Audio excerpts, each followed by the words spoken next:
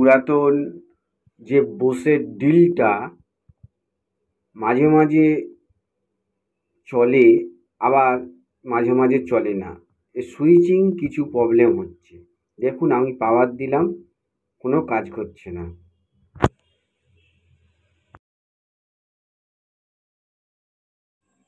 Drill মেশিনটাকে আমি পুরো খুলে দেখব।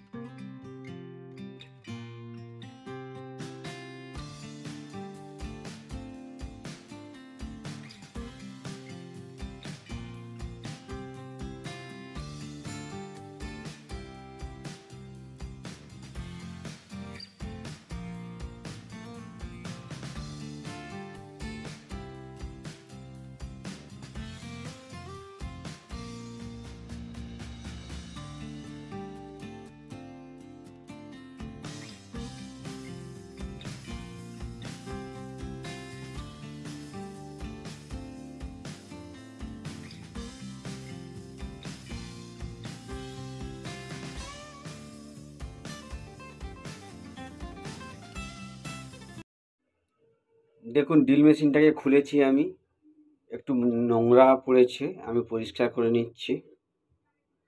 আমি টেস্ট ল্যাম্প ব্যবহার করব এখানে, দিয়ে সুইচটার আগে থেকে আমি চেক করে নেব যে সুইচ মেশিনটা আর্মেচার বা কয়েলটা ঠিক আছে কি, একবার দেখে নিই।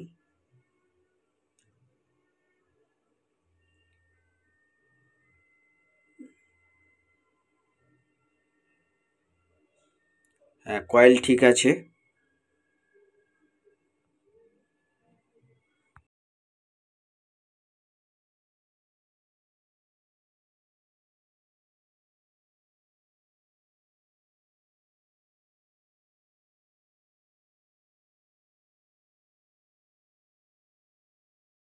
অনেক সুইচে পাওয়ার ইনপুটের জায়গাটা স্ক্রু থাকে, সেখানে স্ক্রু সিস্টেমে পাওয়ারের ইনপুট কেবিলগুলো লাগানো থাকে। এটা দেখতে পাচ্ছি একদম ক্লিপিং সিস্টেমে ইনসার্ট করা আছে, সুইচের ভিতরে লক সিস্টেমে লাগানো আছে।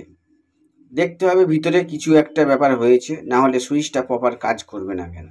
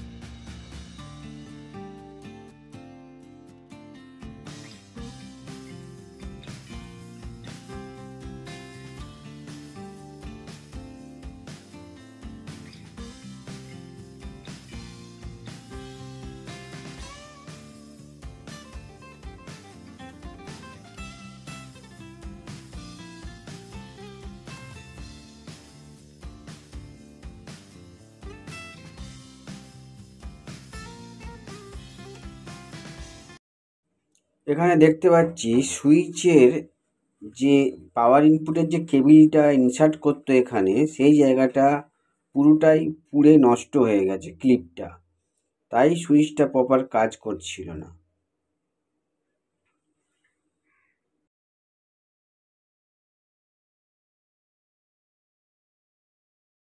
আমি যদি ওই পাওয়ারের যে কেবিলগুলো যে ক্লিপ থাকে, সেই ক্লিপের বদলে আমি এই দুটো তার, ছোট ছোট টুকরো তার ক্লিপের সঙ্গে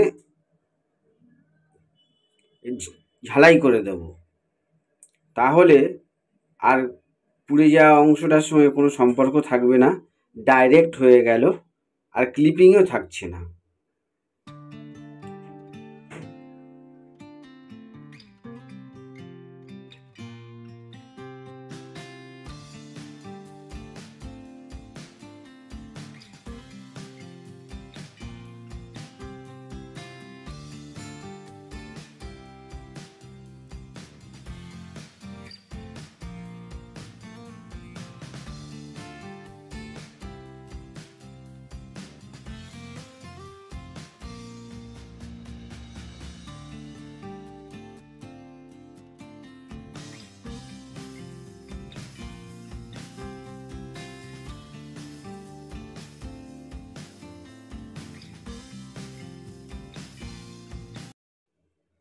আমার সুইচটাকে ঠিক করা হয়ে গেছে।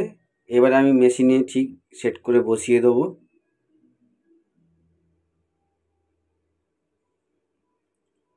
সুইচের আউটপুট কেবল দুটো ক্লিপিং সিস্টেম দেখুন লাগিয়ে দিচ্ছি ক্লিপ দিয়ে।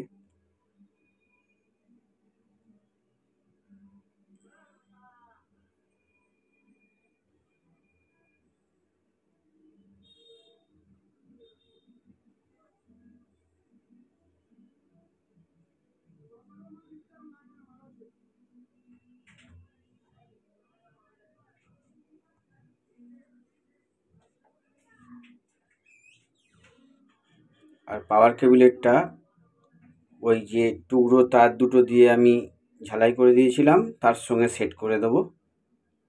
একটু প্লাস দিয়ে টাইট দিয়ে দিচ্ছি যাতে লুজ কন্ট্যাক্ট না হয়।